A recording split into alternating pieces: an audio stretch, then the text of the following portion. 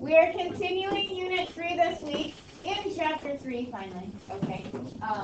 Unit 3 included one section from Chapter 2, but then the rest will be in Chapter 3. We're not going to go completely in order.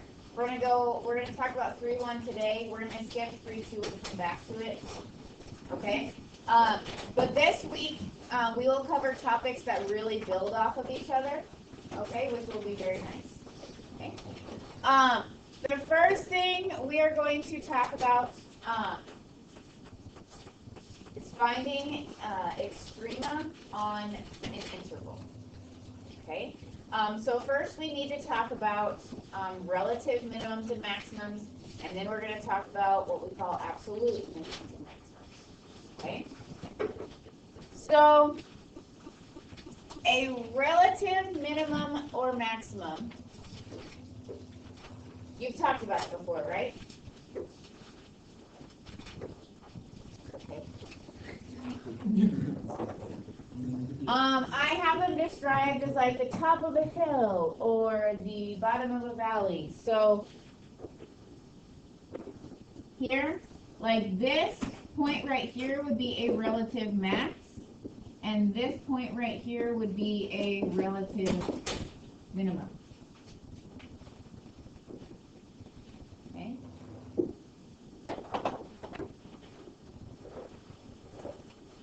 This point right here would be a relative minimum. Okay. I also like to call them, we've called them like turning points in our graph, right? Go ahead and have a 30-second conversation with the people at your pod. How do these relate to derivatives? What can you talk about in relation to the derivatives in these points?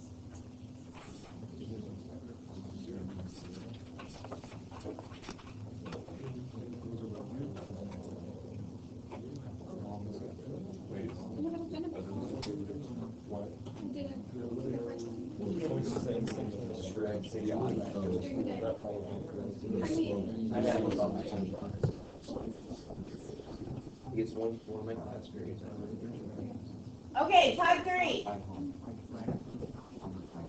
Which is Gina, Logan, Trevor, Trevor and I think. We're talking about y equals 0. That's where the derivative equals 0. I agree with this graph that the derivative is 0. Anybody have something to add to that?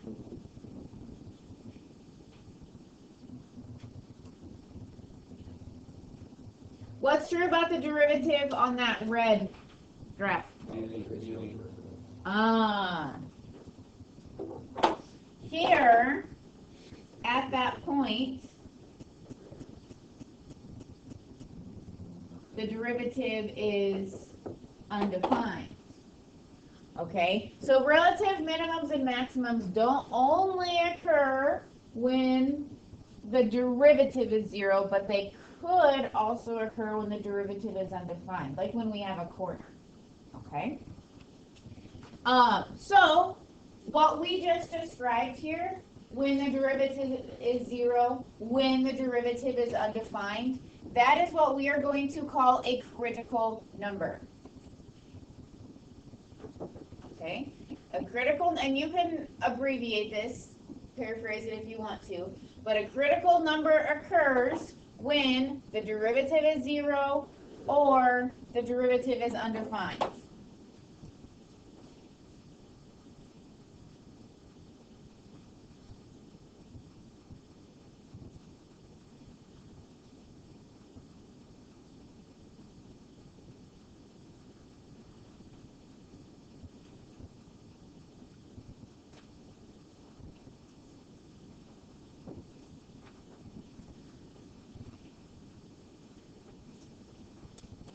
We just talked about relative minimums, relative maximums. We group those together and call them relative extrema. Okay, min, max, extreme. Relative extrema can only occur at critical numbers. Just because it's a critical number doesn't mean it's a relative min or max, but a relative min or max can only occur at a critical number. Okay?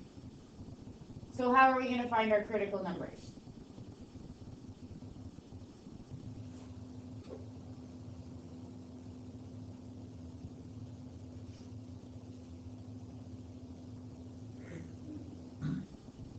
Critical numbers happen when the derivative is 0 or undefined. How are we going to determine what our critical numbers are? Set the equation equal to 0. What equation? The derivative. Okay, set the derivative equation equal to 0. Very good. Okay.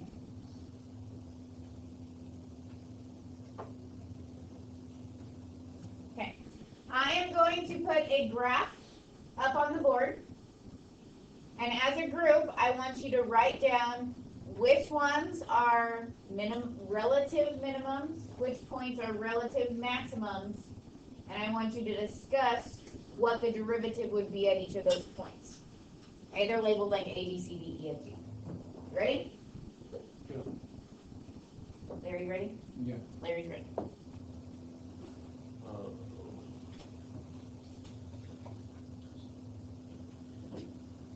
As a group, decide which ones are relative minimums, relative maximums, and why.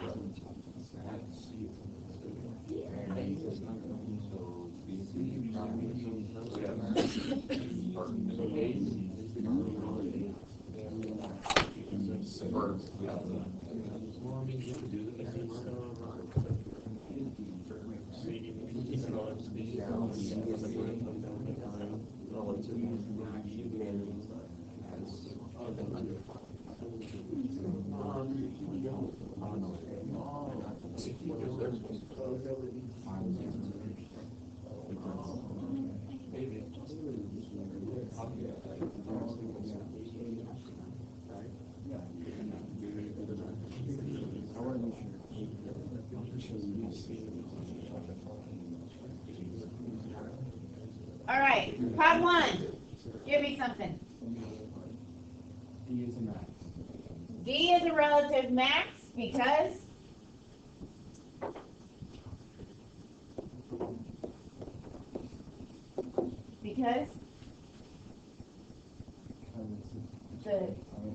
the derivative is 0. That's what I'm looking for. Pod 2, give me one.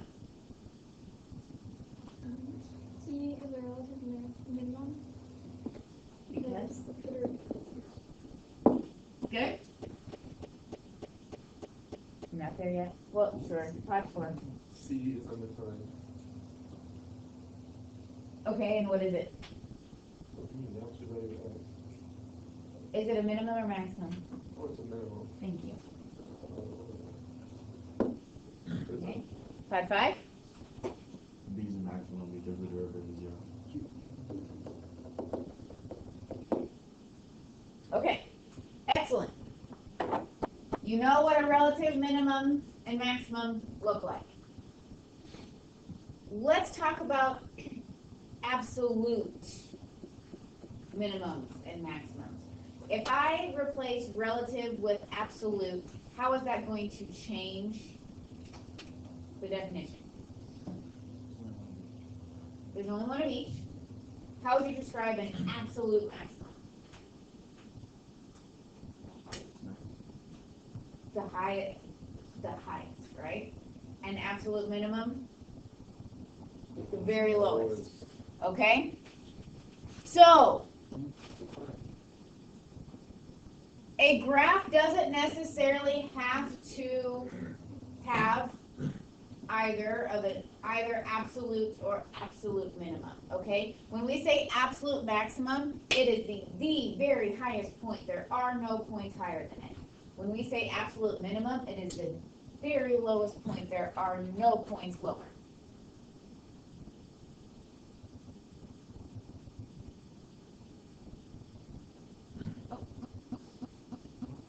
Joe? You mean you don't.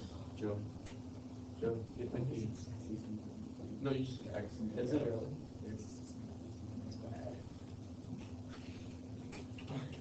Pretty sure that pops up every time I'm confused. What does that mean? This is our district share right here. Yeah. District share. I really don't know. Okay, Joe, I trust you. Your license being watched by someone in Saudi Arabia. Well, you post these on YouTube, so it's possible.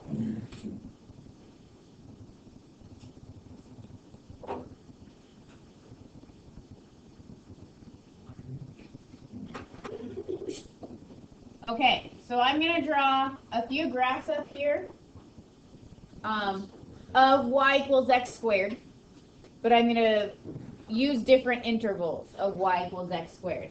So if I draw the entire graph of y equals x squared, do we have an absolute minimum?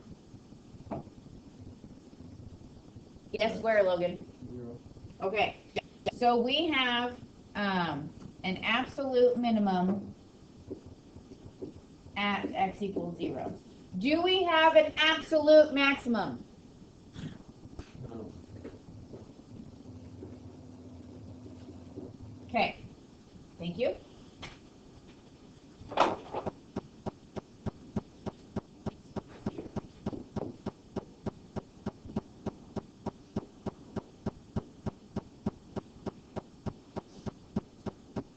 Okay. How about in this graph? Do we have an absolute minimum? We're at 0, okay? So we have we have a minimum of 0 at x equals 0 here. Okay? Do we have an absolute maximum? Where? Okay, so we have an absolute maximum of 4 at x equals 2. 3 and 4. G4. Well, if my graph is y equals x squared, then the y value at 2 would be 4. Do you agree?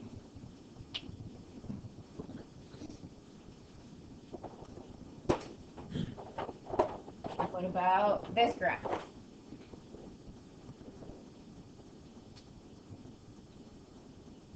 Ooh.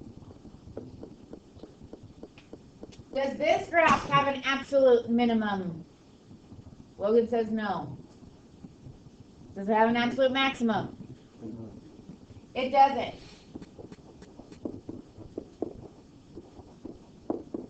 Okay? So I want you to look at these 3 pictures, and I want you to think about, when are we guaranteed to have both an absolute minimum and an absolute maximum? Discuss it with your table if you are nervous about it. Me and 2 solid.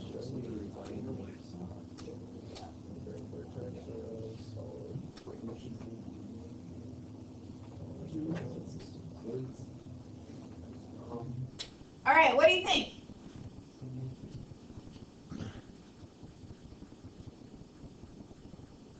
How 4 you were huddled together?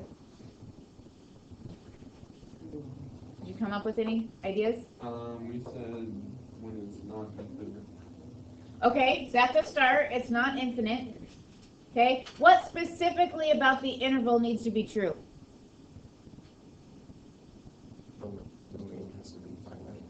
Okay, and that would be true about these 2, right? Both of these are finite, but what's the difference between the green and the red?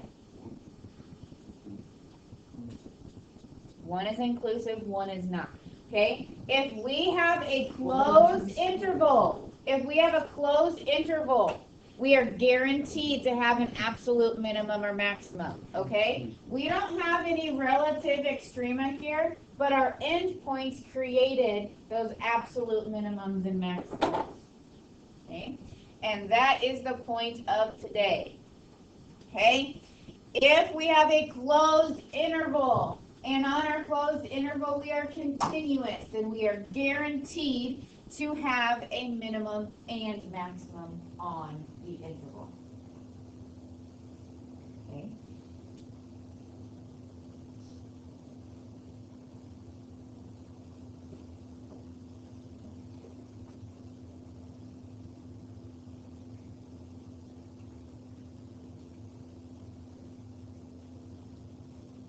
Now this can look a lot of different ways, okay? We just talked about relative minimums and maximums, and then we brought in this idea of absolute, right?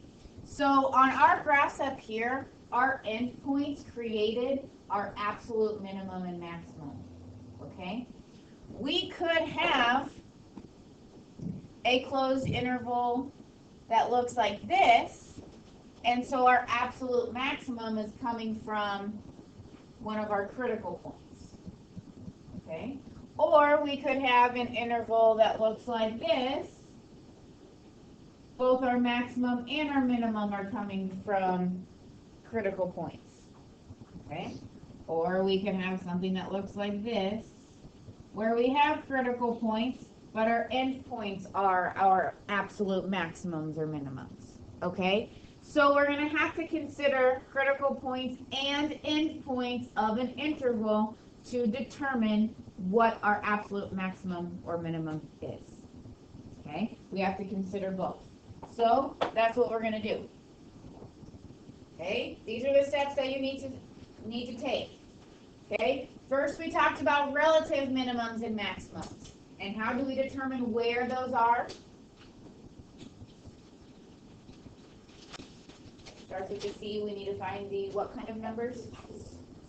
The sign the non-differential. We need to find critical numbers. Where is our derivative 0? Where is the derivative undefined? Okay? Then what we were going to do is we're going to evaluate each critical number and evaluate the endpoints. So we can determine where is the highest, where is the lowest, and then make that decision.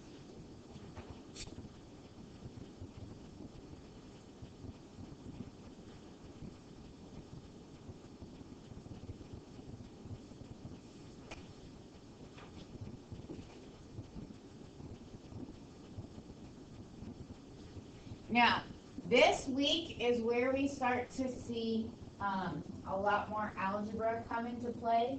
When we solve for our derivative to be 0, okay,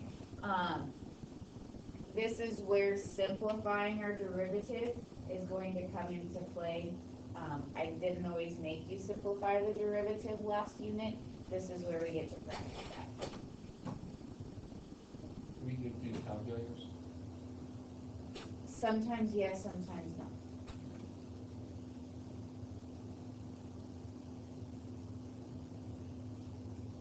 You definitely don't want to use the graphing feature of your calculator right now. Okay? But to like punch in some numbers, yes, I don't mind you using that. Okay, so we're going to do 3 examples. Are you ready? You're pumped. F of x is 2x plus 5 over 3, and we're looking for extrema on the closed interval 0 to 5.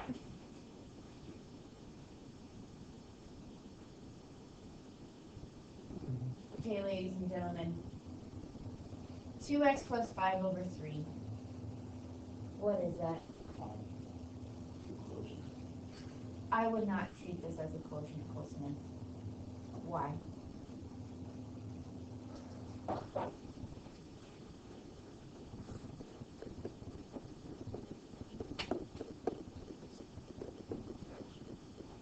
It's really a line. Yeah. Okay, so first we need to figure out where we have critical numbers. Okay, so we need to find the derivative. Michael, what's our derivative? 2/3. Where is 2/3, 0 or undefined?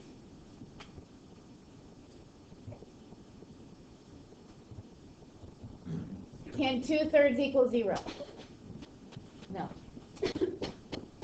2/3 is just 2/3, okay? We don't have critical numbers. And it's okay not to have critical numbers. All right? So instead, we're just going to test the endpoints. We need the function value at 0 and we need the function value at 5.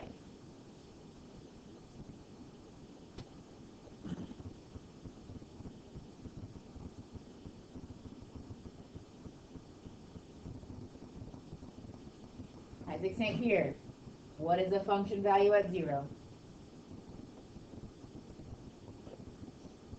Yes.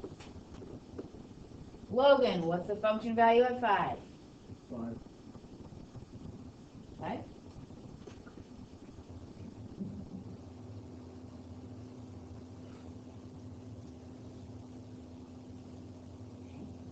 At 5?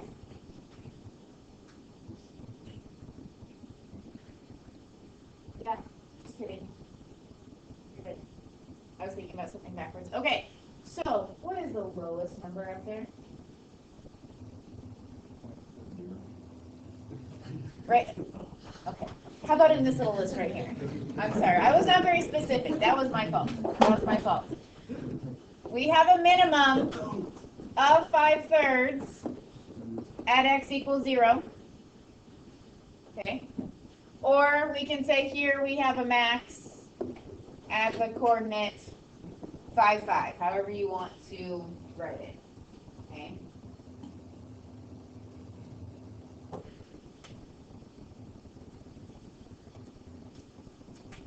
Okay. The calculus in that was not very difficult, was it? I like the derivative. Okay. So let's look at a couple examples where the derivative is a little bit more involved. Okay, ready? Here we go.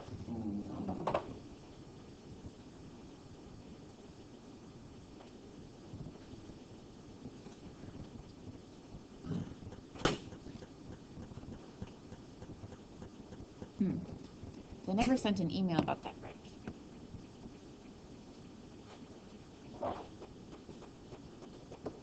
Okay. So the first thing we need to do is figure out our critical numbers, which means we need the derivative. Okay. So let's see. Jake, what's our derivative? 2 minus 2x to the negative 1. 2 minus 2x to the negative 1/3. Do you agree? Okay. Taking the derivative was not bad. Now we have to determine where it is 0 or undefined. In order to do that, we're going to have to rewrite it and simplify it a little bit. So this means 2 over x to the 1/3. If we're looking at where this is 0 or undefined, since our derivative involves a fraction, we're going to want to go ahead and write the entire thing as one fraction. Okay? So let's make common denominators. Our denominator over here is x to the 1/3, so we need to multiply this by x to the 1/3 over x to the 1/3.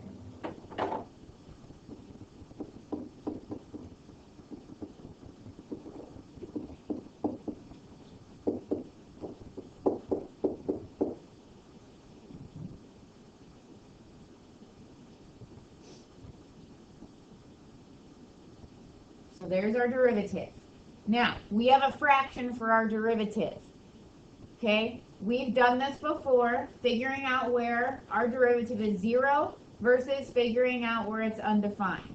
Okay? So let's start with f prime of x equaling 0. That means we do what with our fraction? Set what part of it equal to 0? The numerator. So 2x to the 1/3 minus 2 equals 0. Let's solve that. First step.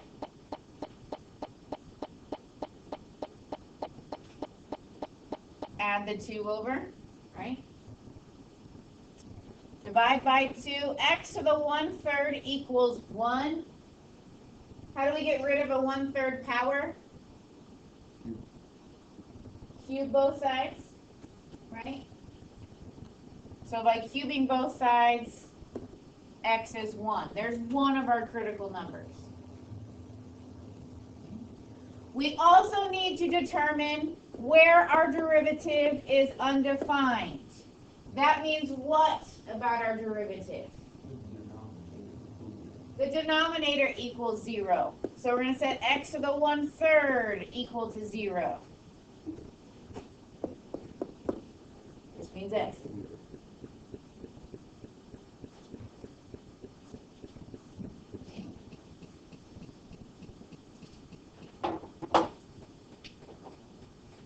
Okay. We have endpoints of -1 and 3, and we have critical numbers of 1 and 0. So we need to test f of 0 and f of 1, as well as f of -1 and f of 3. Okay, so we have 3 numbers to plug in here. Now notice how I'm writing f of -1, f of 0. We want the function value. We want to know on our function which is the very highest, which is the very lowest.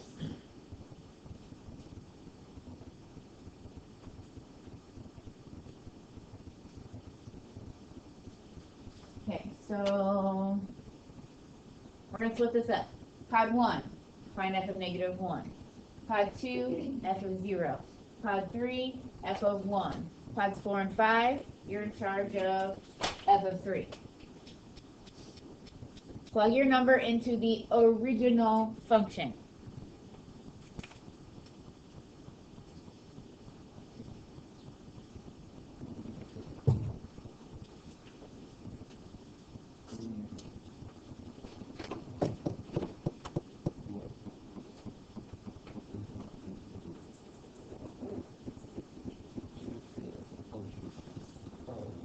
You shouldn't need a calculator. Larry. Remember that 2/3 power means squared, then cube rooted.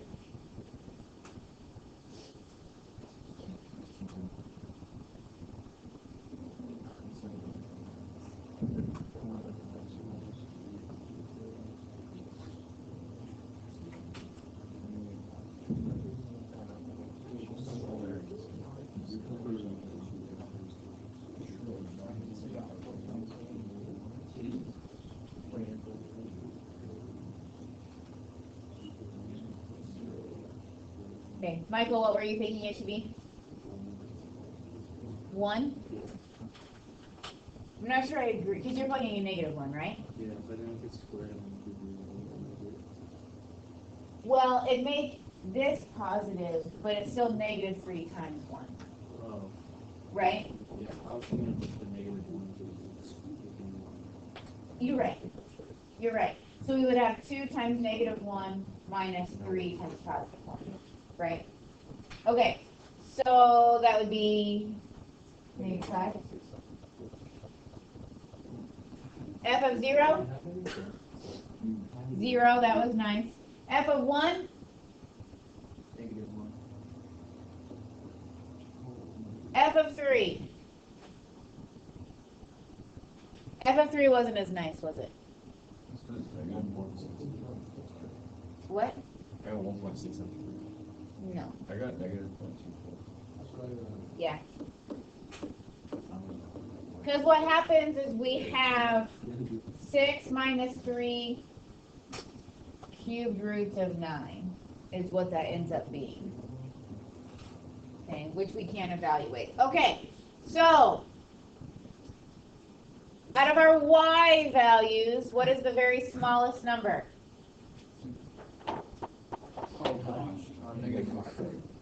Okay, so we have an absolute minimum at -1, -5. What's the biggest number up there? That's kind of awkward, right? So we have an absolute maximum at the coordinate 0, 0.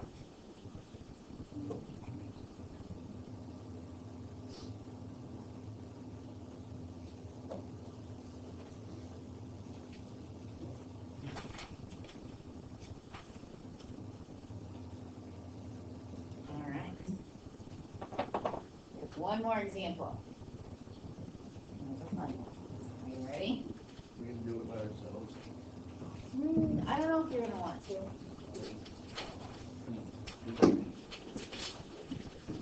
I'm ready for this for trial. Do a trial.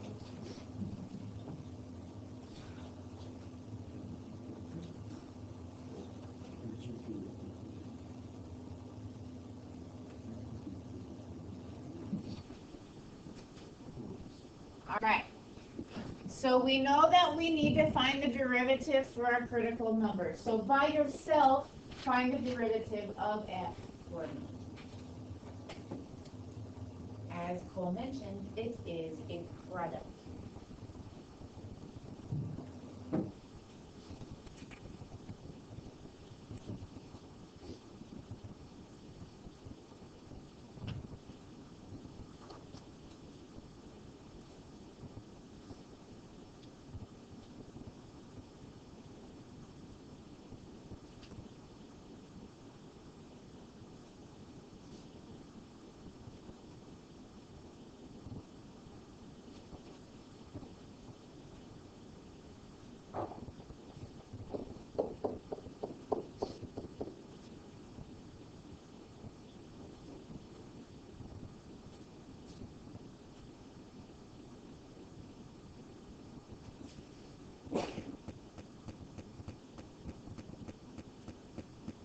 Joe, what do you have?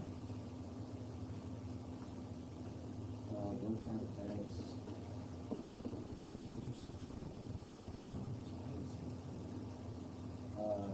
X plus 4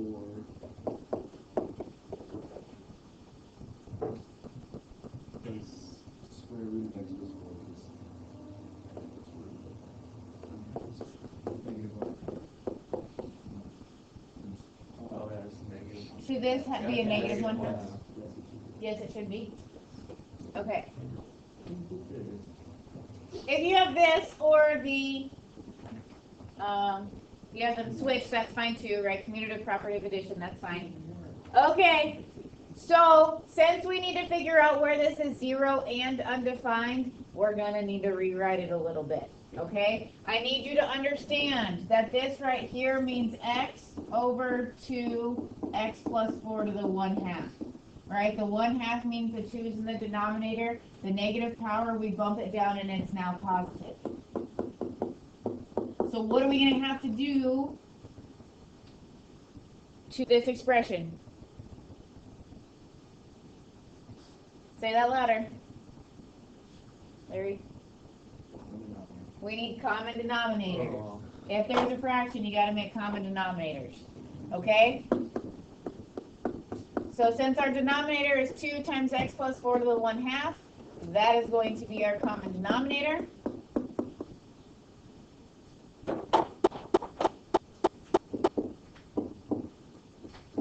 Okay? What happens when we take x plus 4 to the 1/2 times x plus 4 to the 1/2? We get x plus 4 to the 1. So this becomes 2 times x plus 4 to the 1. Yes, 1/2 plus 1/2. Okay.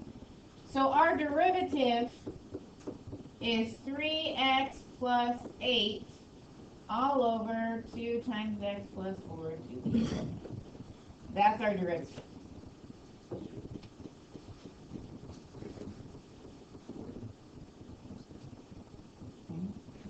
That is not the last time you're going to see a derivative like that.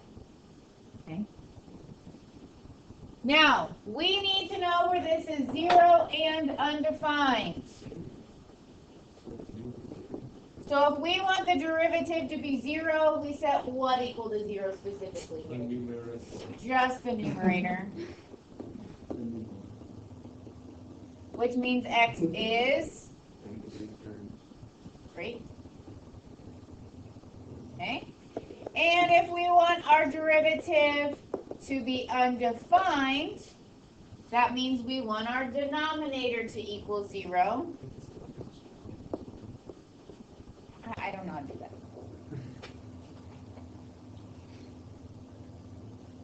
And when would this occur?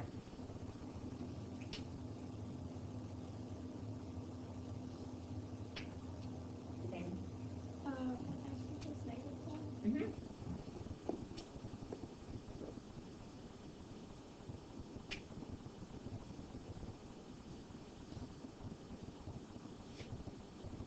we have critical points at -8/3 and -4.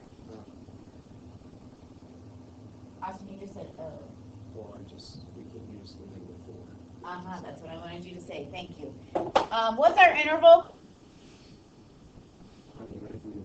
-3 to 1. Is -4 in that interval? No, so yes, it's a critical point, but since it's not on the interval, then we can't use it. Okay, is -8/3 on the interval? Barely, right? Barely. So, our interval goes from -3 to 1, right? And we have a critical point at -8/3.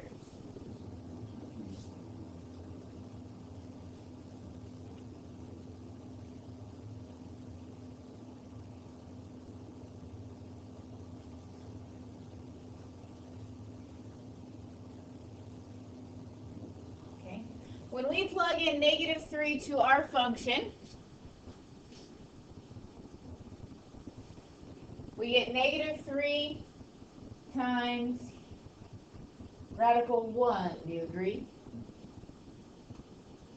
When we plug in -3 times radical -3 plus 4.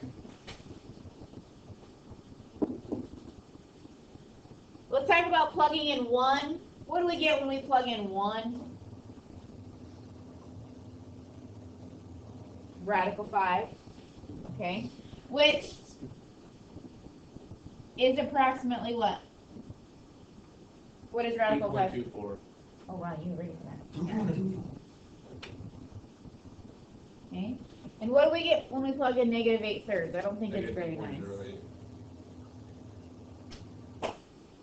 Negative what? 3.08. Oh, I think it's a negative.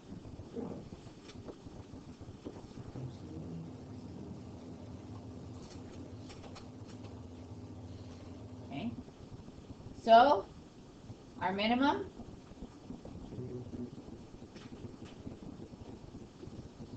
Our minimum occurs when x is -8/3, and our maximum occurs when x is 1. Okay? Our maximum value is radical 5 when x is 1. Okay? Or our absolute maximum is at the coordinate 1 radical 5. Okay, there's a few different ways to phrase that. But we do know that this is our min and our max. Okay. Now, I've given you new gold sheets, correct? I think so. I think so. So this assignment is on there, but I've bolded ones that are required. I suggest doing all of them, but if you're in a time crunch, at least get to the bolded ones. Halloween time. Okay, so in between answering the doorbell, do a problem, right? Gotta watch scary. That's what the weekend was for, right? No, you have to watch. But Miss Home, what we're going to.